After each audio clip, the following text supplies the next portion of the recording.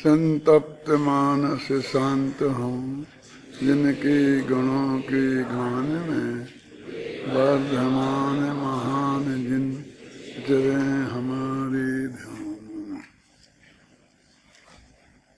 बड़ों का था।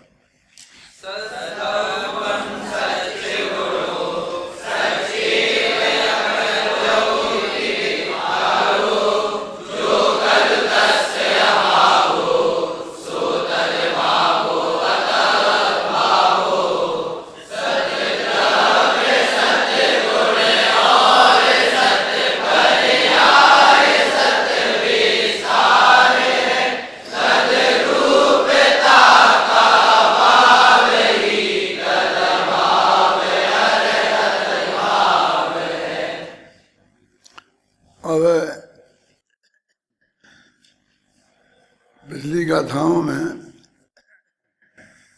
अन्यत्व और पृथकत्व का अंतर बताया था,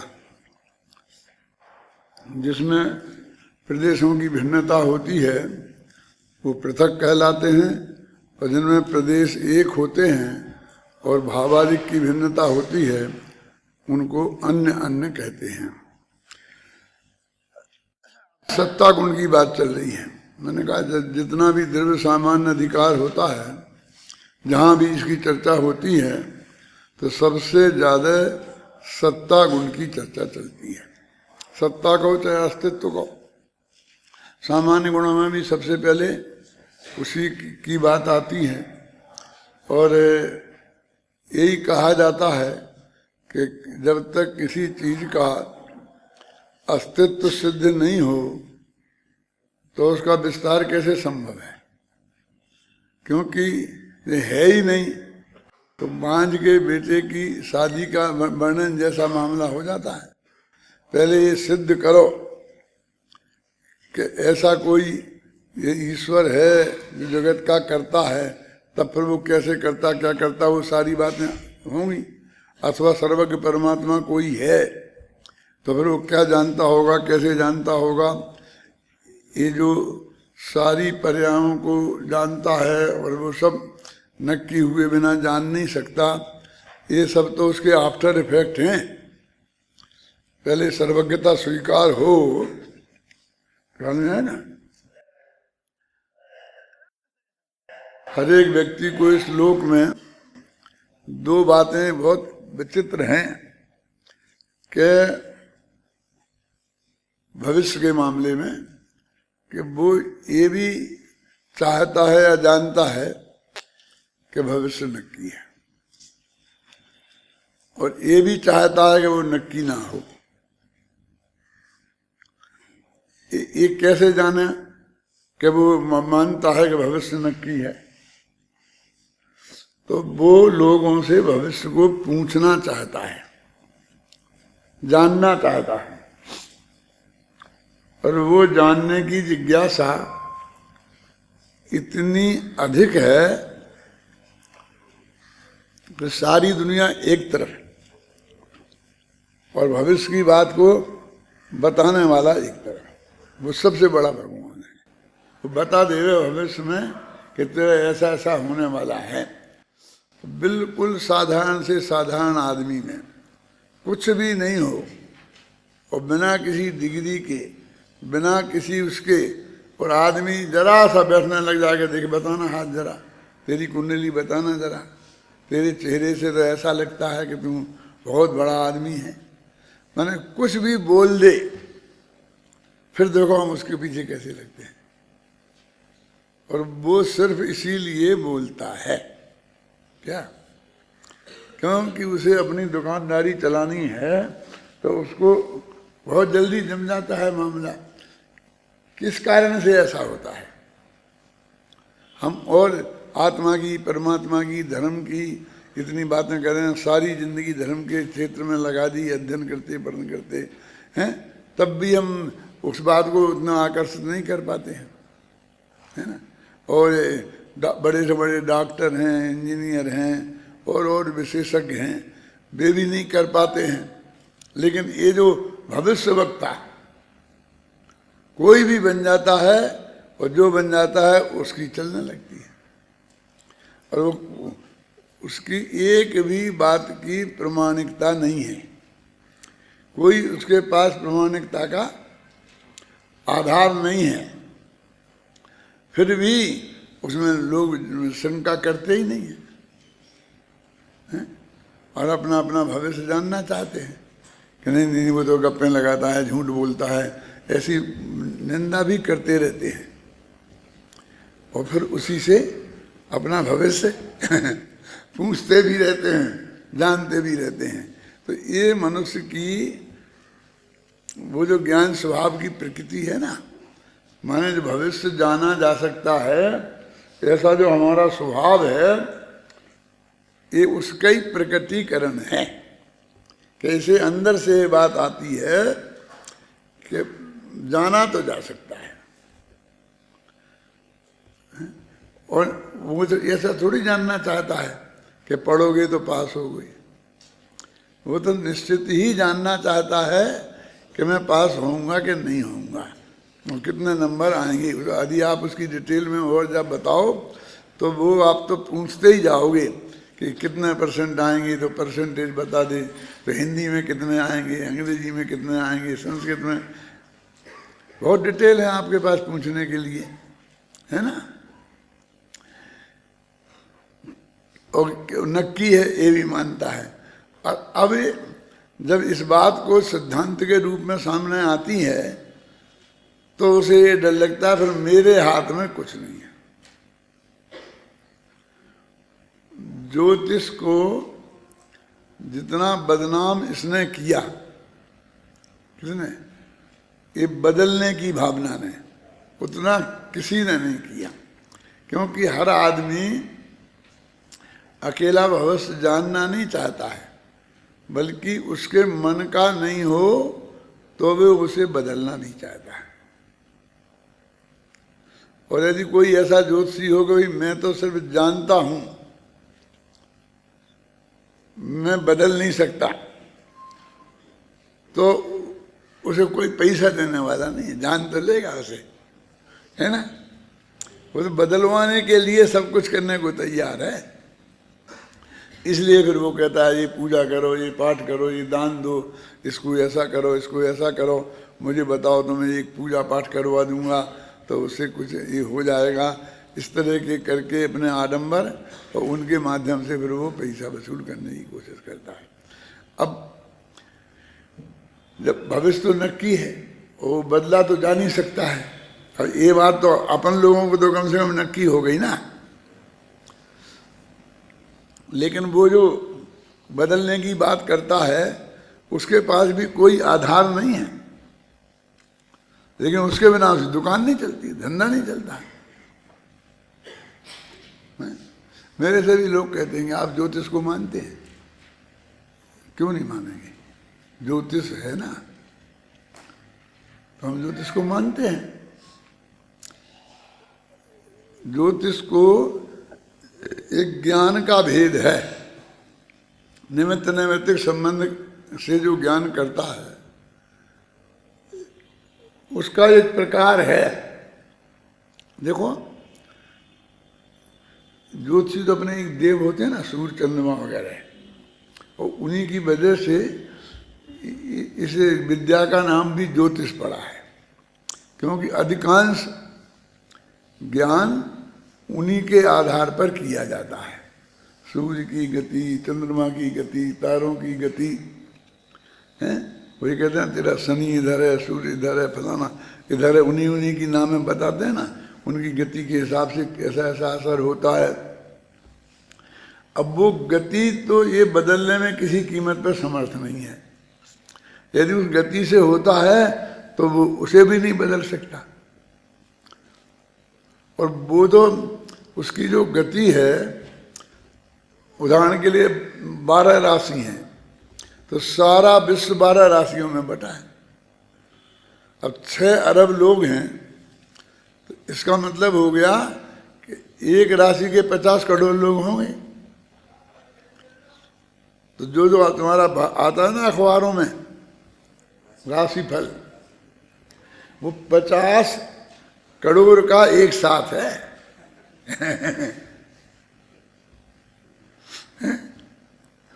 अब उसकी सच्चाई का क्या, 50 करोड़ व्यक्ति का भाग्य एक सा हो सकता है, दो का नहीं होता।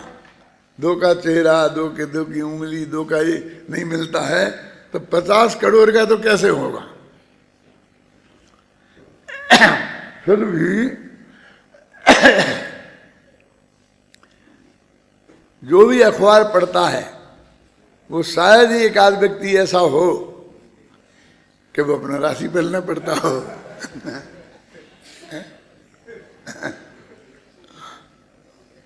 वो कुछ नहीं होता उसमें। वो जो ज्योतिषी लिखता है ना, वो 12 तरह की चीजें लिख के रख लेता है और आंख मीच के देता रहता है, बस खत्म। इसका ऐसा होगा, इसका 2 बुराइयां लिख दी, 2 अच्छाइयां लिख दी, और बस वैसा चलती नहीं है, चलती रहती है गाड़ी। फिर भी हमारी जो भविष्य के जानने की जिज्ञासा है वो इतनी तीव्रतम है कि उनका, हम अखबार वालों से कहते हो कि तुम बेकार की चीज़ों का प्रचार करते हो, ये राशिफल क्यों देते हो, तुम मानते हो कि नहीं? हम तो नहीं मानते। हर संपादक से जाके पूछना, वो यही कहेगा हम तो नहीं मानते। फिर देते क्यों हो? कि हम भी लोग पढ़ते। हर एक का ये है कि हम तो बाजार में जो माल बिकता है वो बेचते। हम नहीं मानते हैं फिर भी हम छापते हैं। हर एक छापता है, लाखों अखबार पूरी राशिफल छापते रहते हैं। तो ये जो जिज्ञासा है कि हमें भविष्य सुनिश्चित है, अब हमारे क्रमबद्ध पर्याय वालों के लिए ये बहुत अच्छा लक्षण है, शुभ लक्षण है, क्योंकि लोगों को भविष्य सुनिश्चित है इसकी स्वीकृति पसंद है, पर वो जानना चाहते हैं। माने जगत की पसंदगी के विरुद्ध नहीं है। पर इसमें से जो एक डिफेक्ट है वो निकाल दो। भीलवाड़ा में एक अपने अजमेरा फैमिली है, मुमुक्षु फैमिली है, तो उनका आयुर्वेद की दवाओं का बहुत बड़ा वो है कारखाना। तो उनने जो अपने क्या आता है सोयाबीन का दूध, सोयाबीन की मिठाइयाँ, सोयाबीन की कई चीज़ें ऐसी बनाई, और इस अर्थ में कभी बहुत फायदामंद है और ये दूध की कमी को पूरी करता है। और दूध के बारे में जो तरह तरह के भ्रम हैं, तो उन्होंने उसका प्रचार किया, कमाने के लिए नहीं, तो उस सोयाबीन का प्रचार करें। मैं काय के लिए बात करना चाहता था,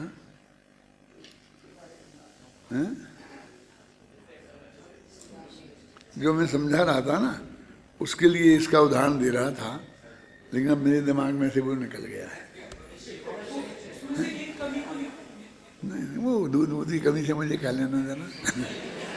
मुझे तो वो उसकी वास्तविकता समझानी है। हाँ, वो अब आ गया ख्याल में कि वो दूध बना के आगे पिलाते थे लोगों को, लड्डू बनाते थे, करते थे। तो हम कहते भाई ये तो, वो कहते हुए सिखाते भी थे कि तुम कैसे दूध बनाना, कैसे ये बनाना। तो जो हम घरों में बना करके और वो दूध का काम में लेते थे, तो वो दूध से कब्जियत हो जाती थी। कब्जियत समझते हैं? पेट में गड़बड़ होती थी, मना अनुकूल नहीं पड़ता था। तो उनसे कहा भाई ये तो तकलीफ पैदा करता है। तो उनने एक बात बताई कि इसमें एक तत्व ऐसा है कि जिस तत्व को खाने से वो पेट खराब होता है, तो आपके दूध से क्यों नहीं होता है? क्योंकि हम वो तत्व निकाल देते हैं।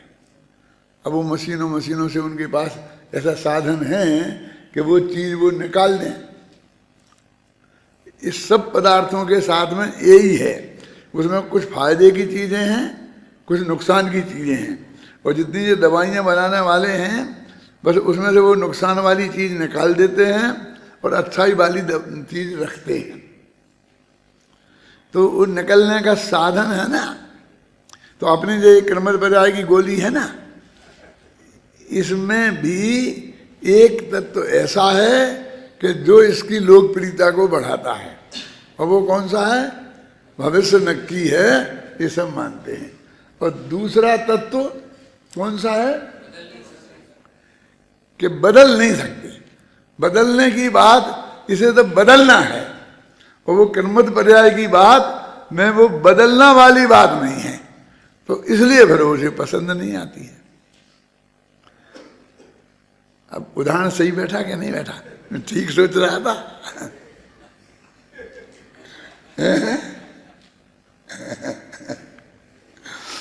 यदि जीवों के अंदर ऐसी जिज्ञासा नहीं होती भविष्य जानने की, तो कर्मठ पर्याय की बात कोई सुनता ही नहीं।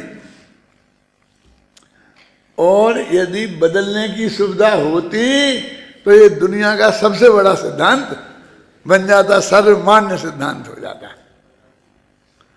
वो तो हो तो सकता नहीं है, लेकिन मैं बात बता रहा हूं कि उसमें एक तत्व ऐसा है और एक तत्व ऐसा है। तो जो मेरे से पूछते हैं कि आप ज्योतिष को मानते हैं कि नहीं, तो मैं ये कहता हूं कि ज्योतिष को मानता हूं, ज्योतिष ज्ञान तो सत्य है। अब वो ज्योतिषी कितना सत्य है और कितना झूठ है, ये मैं किसी की गारंटी नहीं दे सकता, समझ गया ना? क्योंकि उसके अंदर फिर वो कमाने का भी भावना है ना, इसलिए वो बदल सकने की बात उसने जोड़ दी है कि मेरे पास इसके बदलने का भी उपाय है।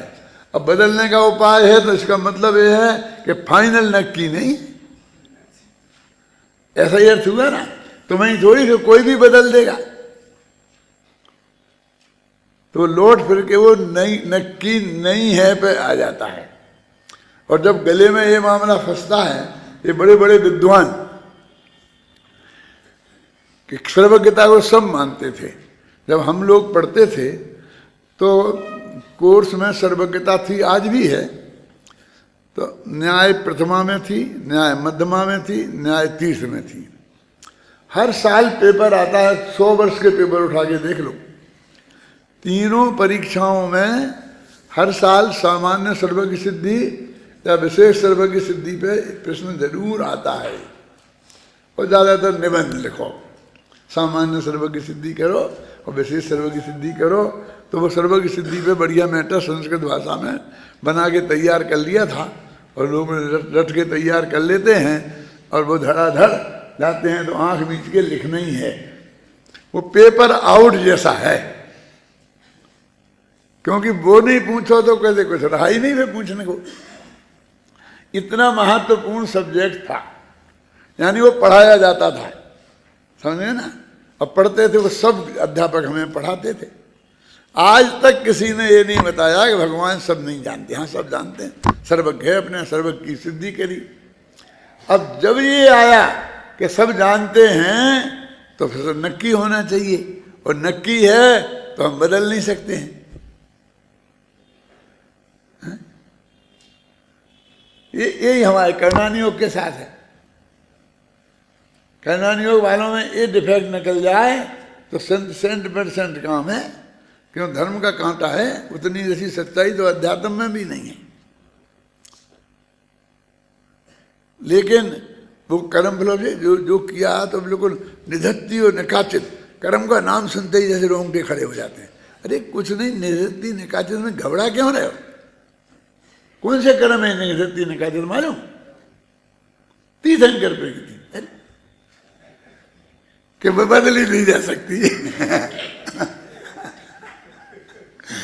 हम तो समझते हैं कि कोई इतना खराब कर्म होगा कि जो हमको बहुत परेशान कर देगा और उसे हम बदल नहीं सकते। समझ में आया ना? अरे बदल नहीं सकना ये हमारे लिए एक संकट है।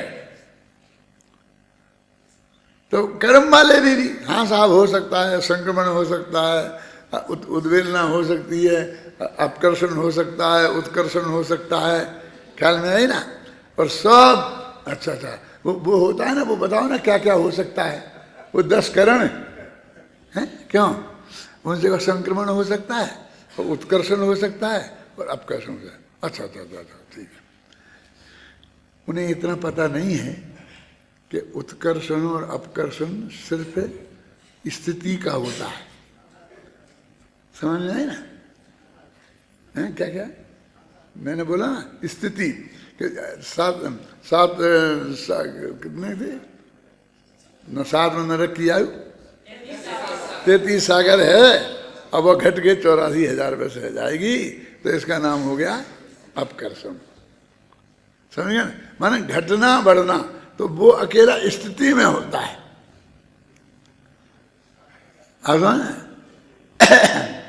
ऐसे संक्रमण है और सब चीजें होंगी, मैं उन डिटेल में नहीं जाता हूँ, नहीं फिर मैं ही उसका हो जाऊंगा।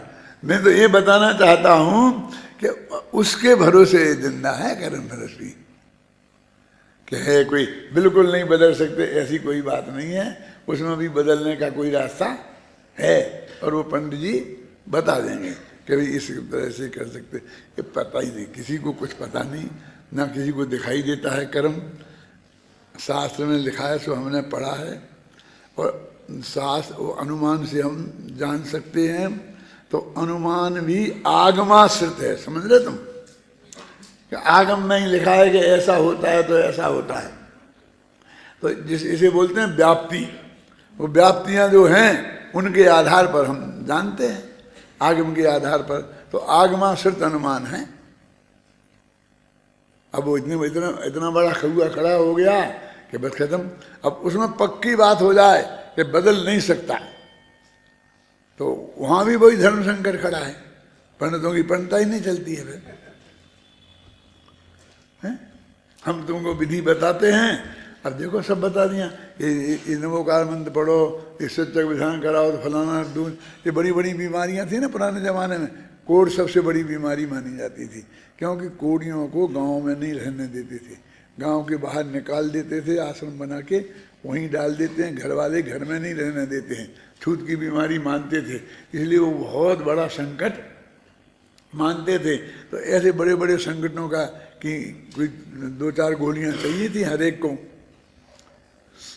हैं कि होए चाहे नहीं होए, लेकिन हम जिंदगी भर वो जपत रहें और इस आशा में लगे रहें कि हो जाएगी, ठीक हो जाएगी, हो जाएगी, तो ऐसे ऐसे ही फिर मर जाए, बस खत्म। और क्या समझे? ऐसा ही होता था। इसलिए उन्होंने ऐसी बीमारी का नाम लिया कि जो इस भव में ठीक होती ही नहीं है, घबराना नहीं, पूरी बात, यानी वो बहुत धीमी गति से बढ़ती है और बहुत धीमी गति से उसका इलाज भी होता है। दवाइयां तो बन गई हैं। आज आपके शरीर में कोढ़ का कीटाणु प्रवेश करे तो वो 40 बरस बाद आपको बाहर दिखेगा, कि जिससे आप समाज आपको बहिष्कृत करेगा, निकालेगा घर से बाहर का। 40 वर्ष तक तो आपके शरीर में रहता है, उस वक्त हम क्या कर लेते हैं, घर में रहता है ना वो आराम से, क्या नहीं, उसका झूठा मूठा हम खाते पीते रहते कि नहीं है? इतनी धीमी गति से अंदर से बढ़ता है। फिर दवाई इलाज चालू हो तो वो 40 वर्ष में धीरे धीरे ठीक होगा,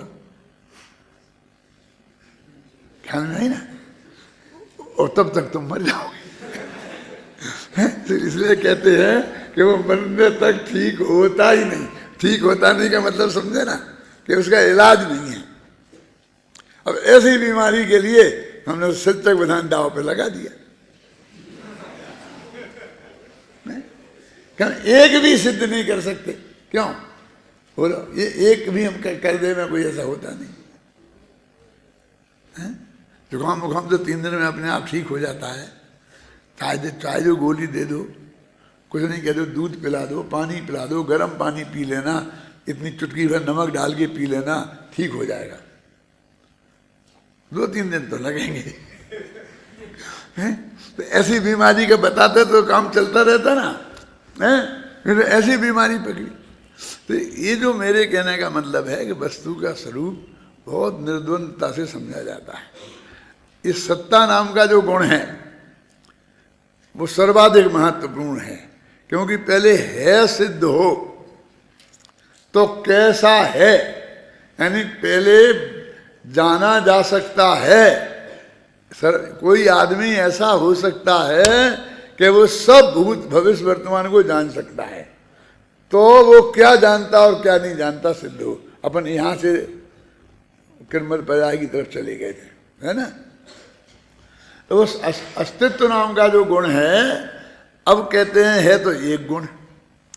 अब इसका दो तरह से विस्तार होता है, ध्यान से सुनना।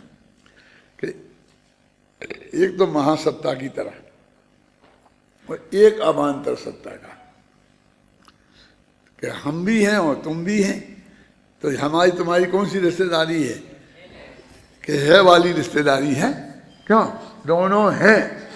जैसे रेल के डब्बे में बैठे हुए दो यात्री कौन सी रिश्तेदारी में हैं? कि दोनों यात्री हैं, इसलिए दोनों के हित समान हैं। गाड़ी लेट होगी तो दोनों की होगी, और जल्दी पहुंचेगी तो दोनों के लिए पहुंचेगी, है ना। फिर फर्स्ट क्लास वाले, उनके हित समान है, सेकंड क्लास वालों के, यानी कई जातियां बन जाती हैं ना।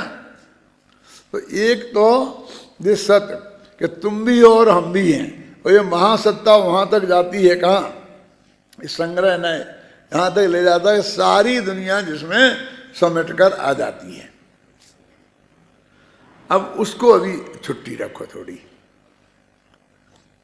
अब यहां ये कह रहे कि ये सत्ता नाम का जो गुण है हर एक आदमी में, सत्ता माने हमारी सत्ता है, वैसी सत्ता मत रहना। तो सत्ता नाम का गुण, अस्तित्व नाम का गुण, उसका नाम सत्ता। कि सत्ता का स्वरूप क्या है? कि स्वरूप ये है कि उसे तीन जगह हमने विस्तार दिया। द्रव्य सत्य, गुण सत्य और पर्याय सत्य। है सत्ता एक ही। द्रव्य की सत्ता अलग हो और गुण की सत्ता अलग हो और पर्याय की सत्ता अलग हो, ऐसा नहीं है। लेकिन वो सत्ता दोनों में है, सत्ता नाम का गुण। इसलिए हम द्रव्य की तरफ से बात करें, पर गुण की तरफ से बात करें और पर्याय की तरफ से बात करें, तो हम द्रव्य सत्य अलग, गुण सत्य अलग और पर्याय सत्य अलग, ऐसा कह सकते हैं। सत्ता भी एक गुण ही है, लेकिन फिर भी अनंत गुण है। तो अनंत गुणों में भी सत्ता गुण का रूप है ना, गुरुदेव ने फरमाया। तो इससे सब गुण का अस्तित्व है। सब गुण में अस्तित्व गुण है ना, अस्तित्व गुण का रूप है। देखो, अपने अंदर के जो भेद हैं उनमें अपने अस्तित्व गुण का रूप है।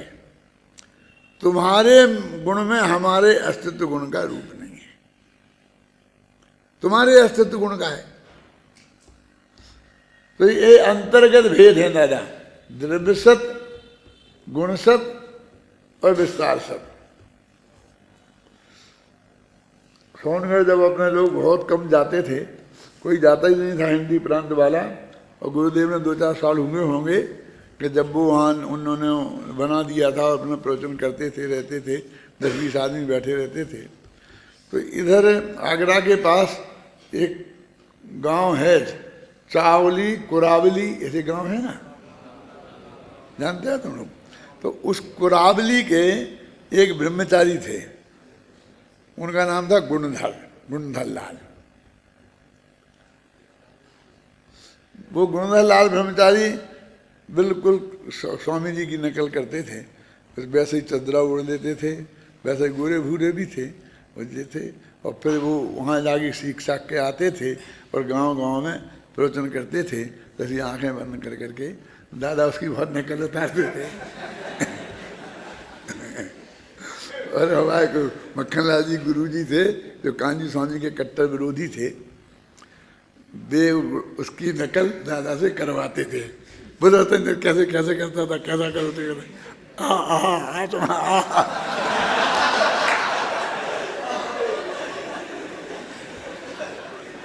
वो गुणधर लाल की एक भजन बोला करता था। वो कहे गुणधर सुने हंसधर, ऐसा तत्व चिंतन की घड़ी है, ऐसा एक भजन बोलते थे, बहुत अच्छा।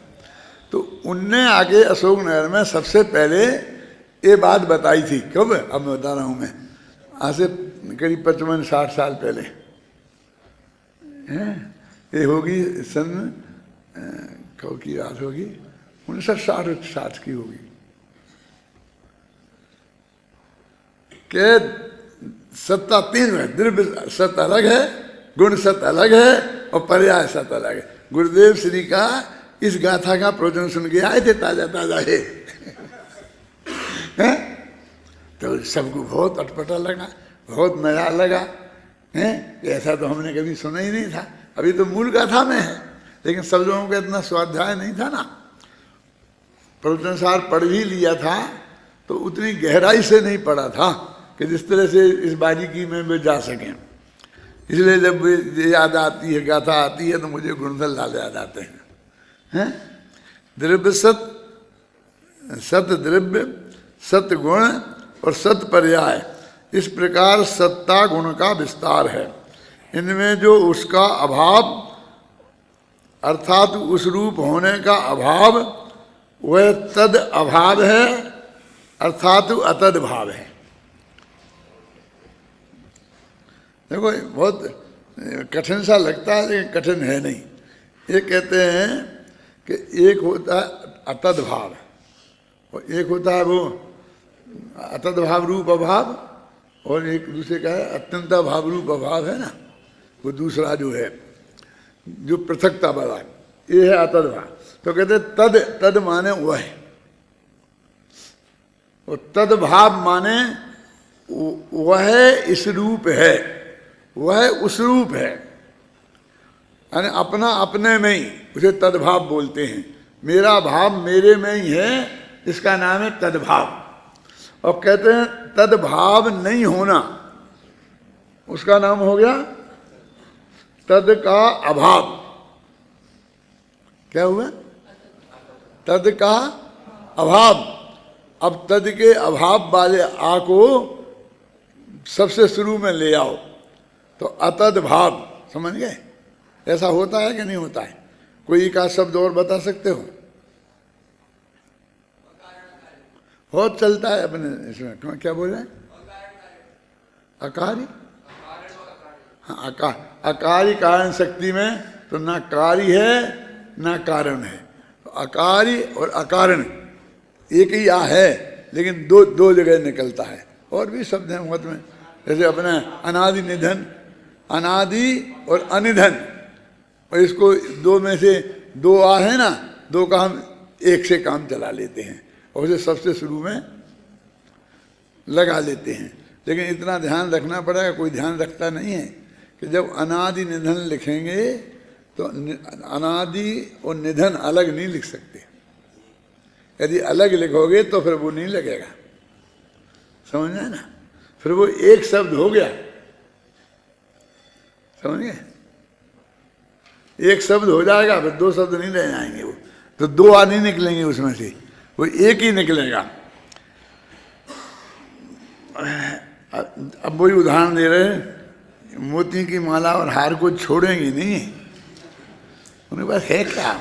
एक आध चीज हाथ लग गई तो बस उसे पकड़ लेते हैं। मंदिर में लोगों के हाथ में माला देखी होगी, महाराज तो कुछ माला रखते नहीं है, कहाँ रख लेंगे? महाराज रखेंगे कहाँ? गले में थोड़ी डाल लेंगे। देखो, जिस प्रकार मोतियों की माला हार के रूप में और धागों के रूप में और मोती के रूप में, इस प्रकार तीन प्रकार से विस्तारित की जाती है। मोतियों की माला, अब माला और हार में अंतर किया इसमें, खोजो इस अंतर को, क्या समझ में आया ना? अपन तो इसमें माला भी कहते हैं, माला डाल दी गले में, हार डाल दिया तो माला डालते हैं तो ही वो चीज़ डालते हैं, और हार कहते हैं तो ही डालते हैं। अपन तो पर्यायवाची समझते हैं ना, लेकिन कहते हैं ये तो तीन रूप में, माला, हार और धागों के रूप में और मोती के रूप में, इस प्रकार तीन प्रकार से विस्तारित की जाती है। आगे अपने आप स्पष्ट हो जाएगा वो। उसी प्रकार एक द्रव्य का सत्ता गुण, सत द्रव्य, सतगुण और सत पर्याय, इस प्रकार 3 प्रकार से विस्तारित किया जाता है।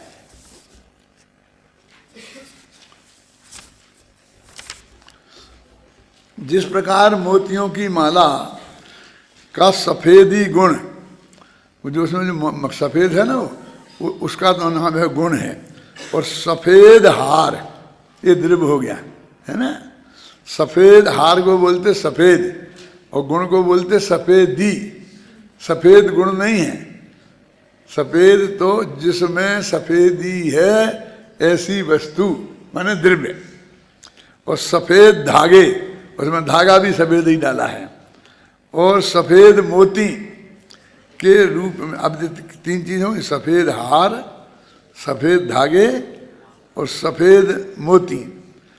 तो माला के अलग से अलग सफेद हार क्या है, ठीक है, के रूप में 3 प्रकार से विस्तारित किया जाता है।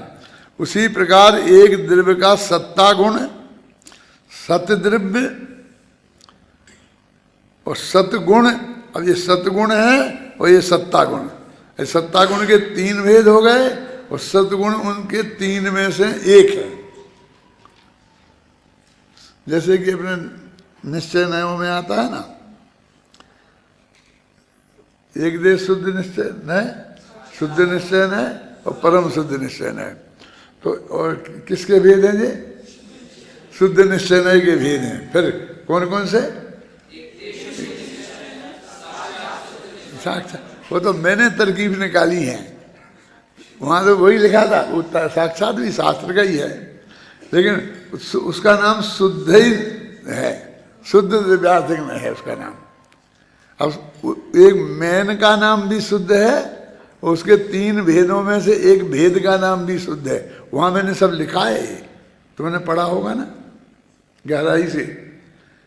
तो उसको फिर मैंने साक्षात शुद्ध ने, इसका भी 1-2 जगह प्रयोग देखा था मैंने, तो वो लिख दिया कि जिससे वो पृथकता स्थापित हो जाए। यहाँ भी अभी पृथकता पर स्थापित नहीं हो पा रही ना, देखेंगे कैसे होती है। जिस प्रकार एक मोतियों की माला में जो सफेदी नामक गुण है वह हार नहीं है, धागा नहीं है और मोती नहीं है।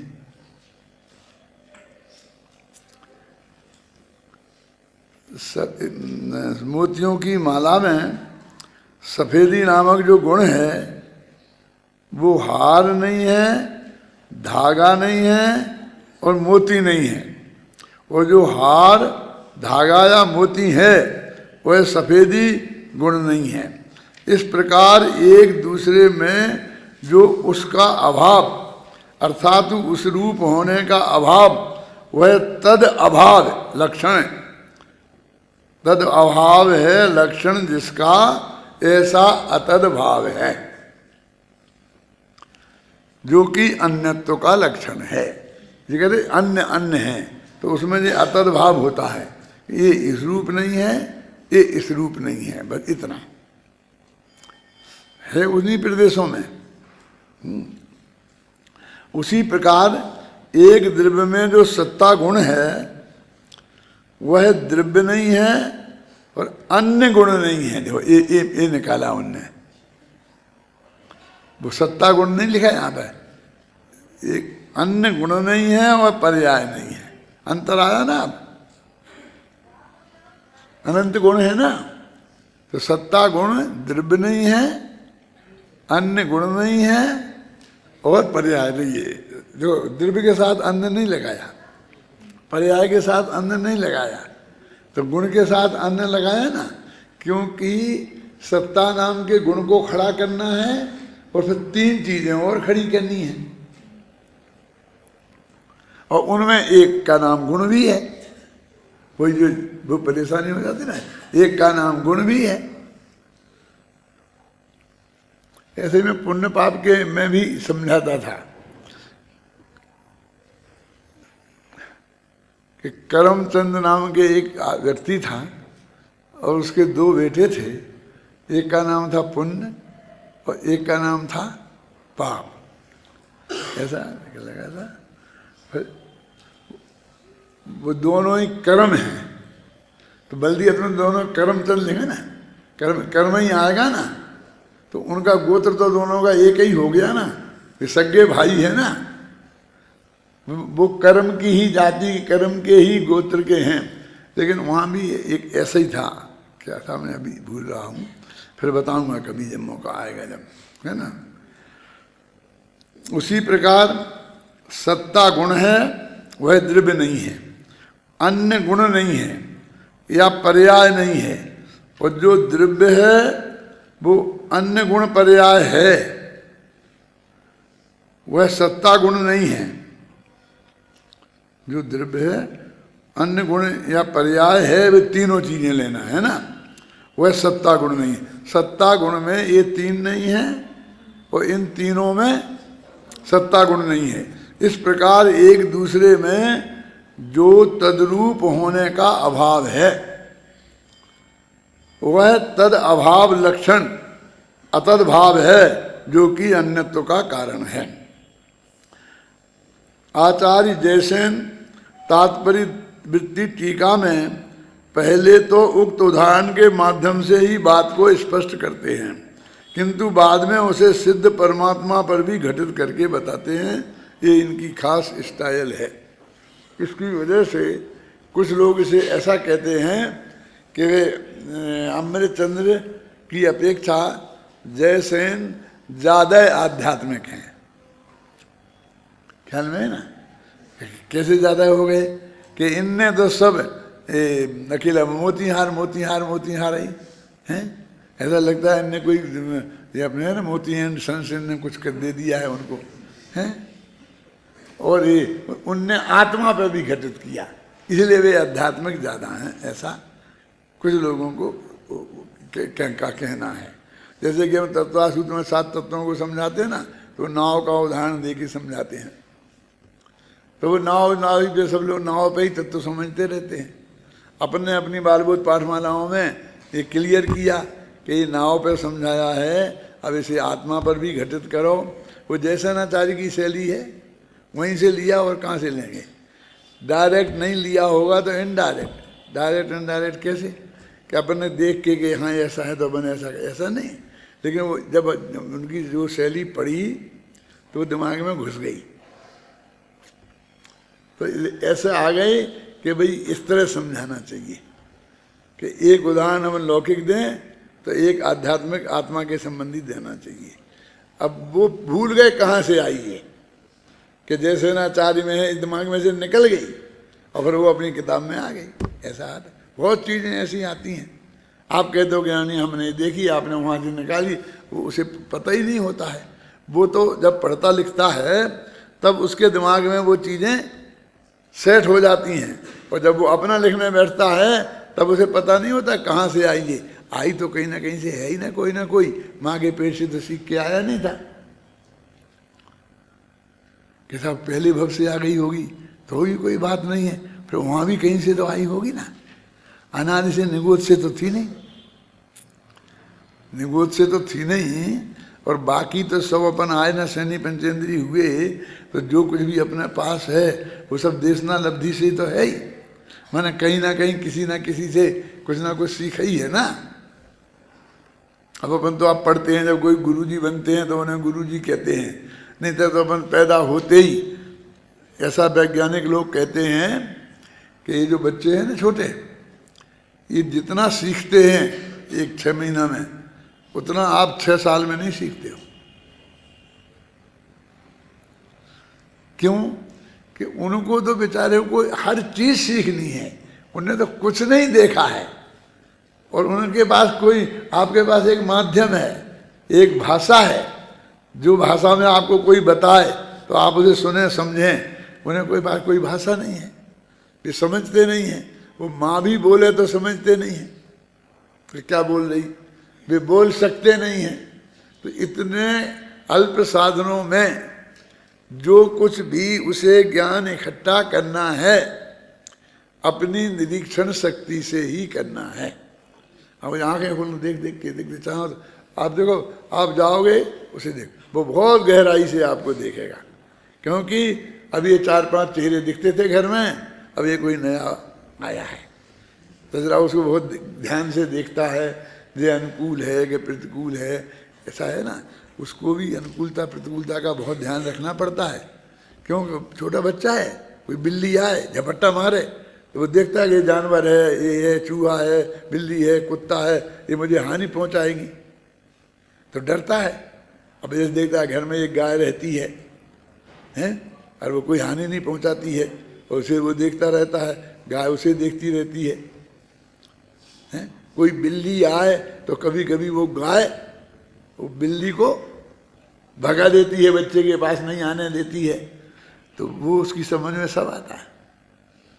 वो समझ जाता है कि ये गाय जो है ये मेरी हितैषी है, ये मेरे को नुकसान नहीं पहुंचाएगी, ये मेरी इसका बस चलेगा तो सुरक्षा करेगी।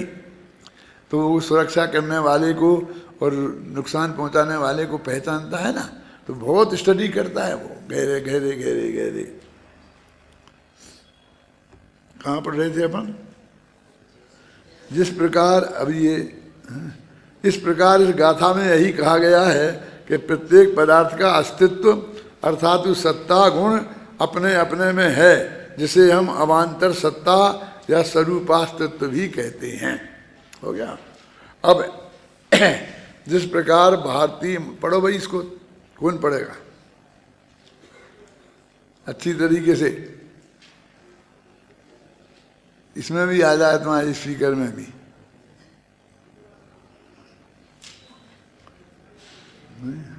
चलो,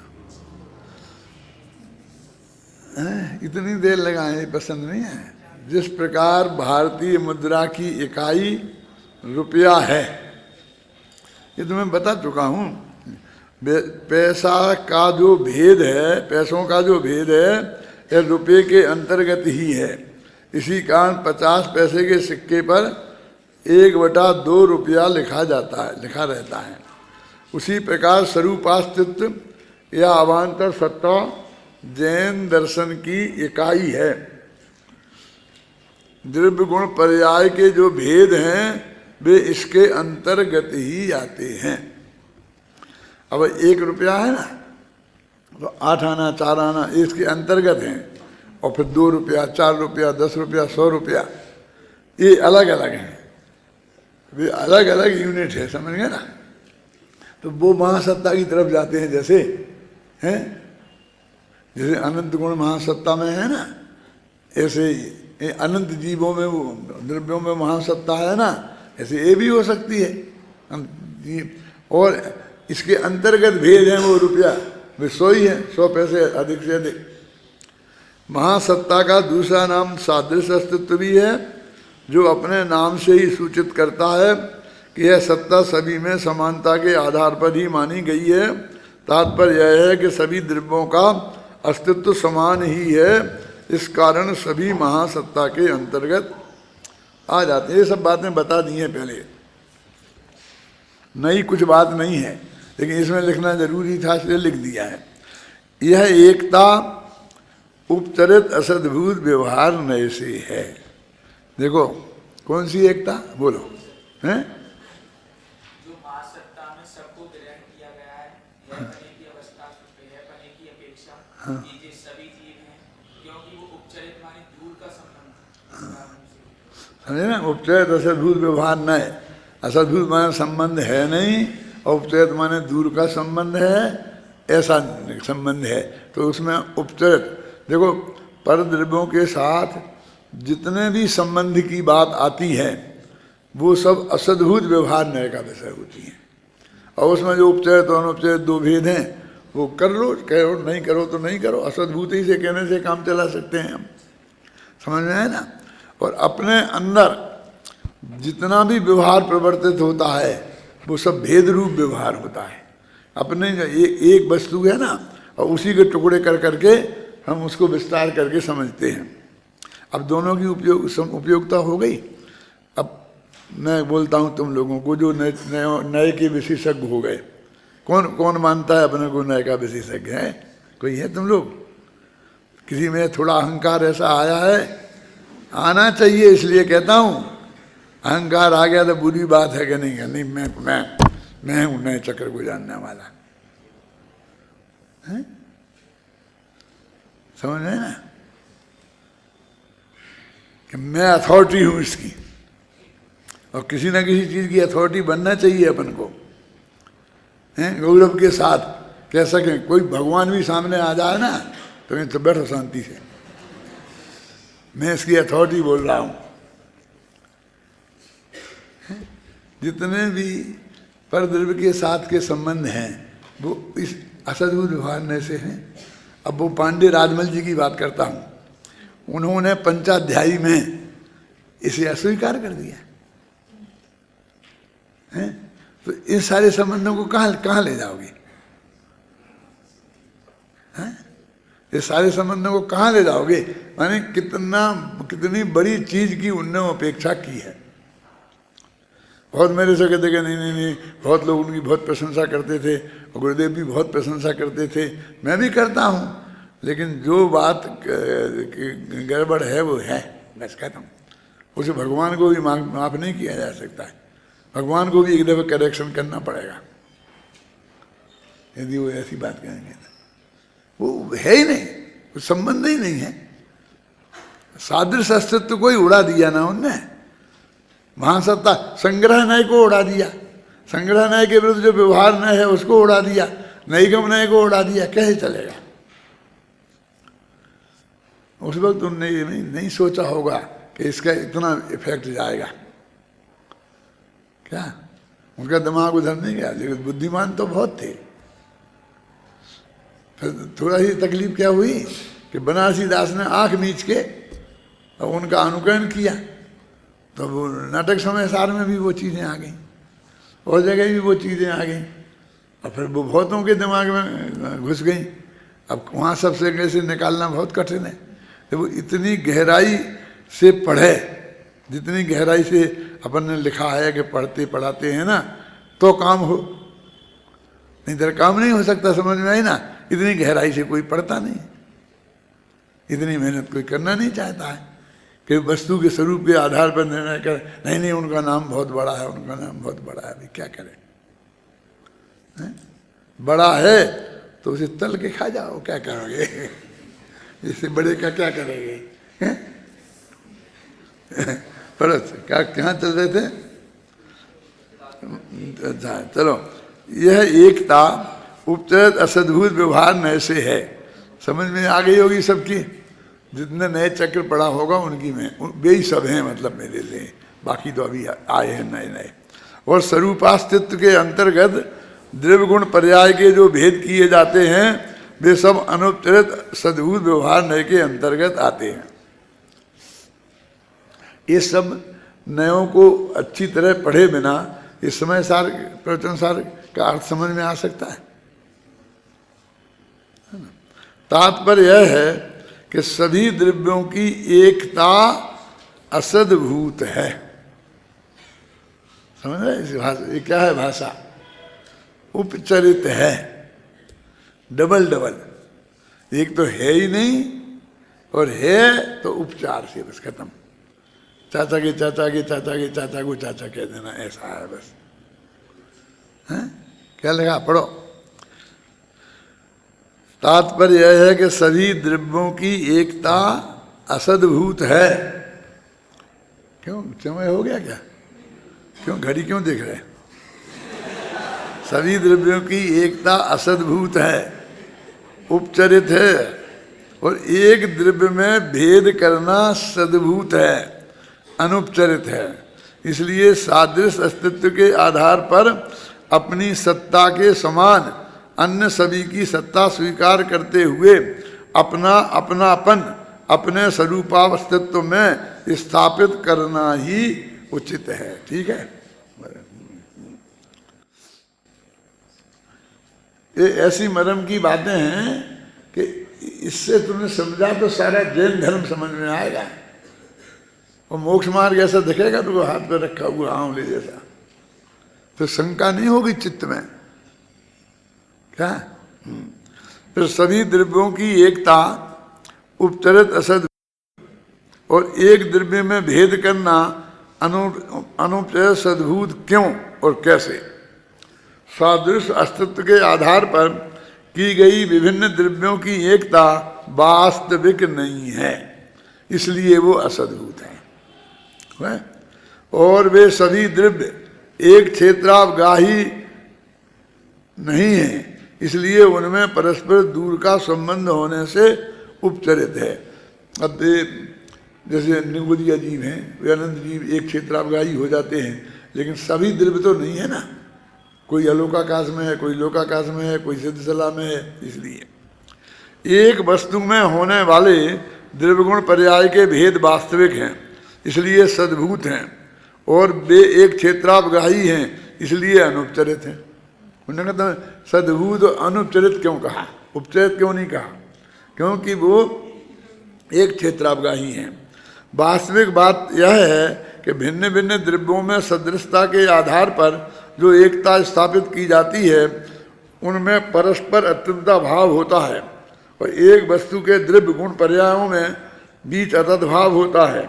जहाँ अत्यंता भाव होता है वहाँ असद्भूत व्यवहार नहीं लगता है, और जहाँ अतद्भाव होता है वहाँ सद्भूत व्यवहार नहीं लगता है। अब ये सभी चीज़ें अपन ने मतलब अध्ययन करके गहराई निकाली हैं, और अपन ने अपनी भाषा दी है। इसी भाषा में आपको कहीं नहीं मिल जाए। अब हमें शास्त्र में बताओ साहब, ये शास्त्र ही है ना, कि ऐसी लिखी बताओ जैसी आपने लिखी। ऐसी लिखी होती तो हम लिखते ही काहे को, उतनी ऐसी स्पष्ट भाषा में नहीं लिखी है। वो जैसी स्पष्ट भाषा में है वैसी तुम्हें समझना पड़ेगी, है ना। उक्त संदर्भ में विशेष जानकारी करने के लिए लेखक की अन्य कृति परम्भा प्रकाशक नए चक्र के व्यवहार नए भेद प्रभेद संबंधी प्रकरण का स्वाध्याय करना चाहिए। विगत गाथा में अतद्भाव का स्वरूप स्पष्ट किया गया है। अब इस गाथा में यह बताते हैं कि सर्वथा अभाव का नाम अतद्भाव नहीं है। अब अगले 108वीं गाथा चलेगी।